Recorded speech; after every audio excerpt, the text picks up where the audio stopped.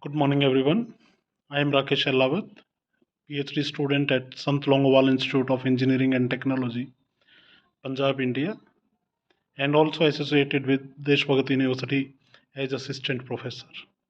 On behalf of my co-authors, today I am presenting our research paper entitled Machine Learning in Tourism Research, a Bibliometric Analysis Using Dimensions Database. This video I'll be discussing introduction to the topic, methodology used, results and their discussion, conclusion, limitations of the study, and the references.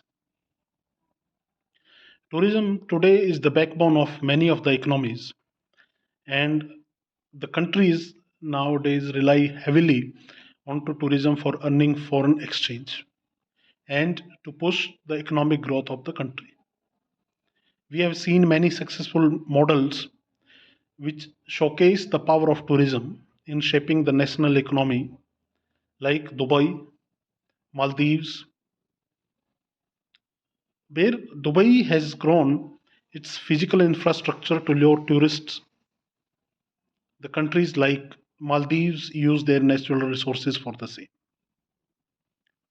However, the success of the tourism sector today is not dependent on the specific tasks performed by the organizations or the nations, but on the analysis of the huge amount of statistics available. It is important for the tourism organizations to make the data accessible to the tourists and to be used for the tourists.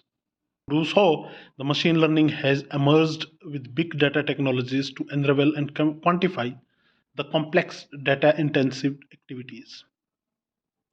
Tourism being the seasonal business activity, it relies heavily on accurate future demand forecasting, and machine learning can help in estimating the demand. If we discuss about the objectives of the study focused on achieving four major objectives: to find out the top contributing authors in the field of machine learning and tourism, to identify the top contributing institutions and countries, to find out the top contributing sources and top cited work in machine learning and tourism, and to map the growth of research in machine learning and tourism. To achieve these objectives, we have used a bibliometric analysis, which was introduced by the Pritchard as a tool to map the existing research in a particular field. There has been a dearth of research in the field of machine learning and tourism, especially in the context of bibliometric analysis.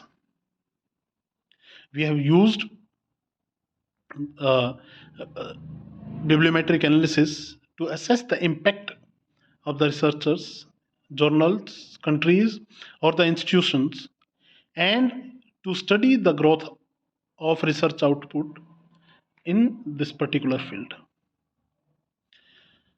For conducting a bibliometric analysis, selecting a database is one of the major tasks. We have used Dimensions, which is a free database with over 110 million publications for this study, and extracted the data using machine learning and tourism as keywords and restricting the criteria to title and abstract. It presented us 521 available research work, which was 273 research articles, 89 conference proceedings, 30 preprints, 23 edited books, and 3 monographs. For this study, we have used only the research articles. And those research articles were 271 when we excluded the duplicacy from the article data. To analyze the data, we have used VS Viewer, which was developed by Ock and Waltman, which is a free data visualization software and has been used widely by the researchers to perform bibliometric analysis. We have considered co-citation, higher citation institutions, top contributing journals, etc., to analyze the bibliographic data. So if we discuss about the results and the discussions, top contributing authors and co-authorship was analyzed using VOS Viewer, where the number of documents per author was restricted to 3 minimum free. Then we found 12 authors matching this criteria. So Meherbaksh Nilashi contributed 12 documents and have achieved 290 scientific citations for the work, followed by Samad Sarminaha, 10 documents and 182 citations. Wang Shuang has contributed 3 documents and have achieved 204 citations. When we performed a coupling for the countries contributing the research on machine learning and tourism, we found that China has contributed the most documents, that is 50 documents China has contributed, and have achieved the highest citations of 1161, followed by United States with 27 documents and 696 citations. India is on third most contributing country on this topic, contributing 19 documents and have achieved 92 citations. When we analyzed the top contributing institutions, we found that Princess Nora bint Abdul Rahman University has contributed the most documents, the 10 documents, and have achieved 182 citations. The most citations have been achieved by Hong Kong Polytechnic University, 492 citations for their 6 documents.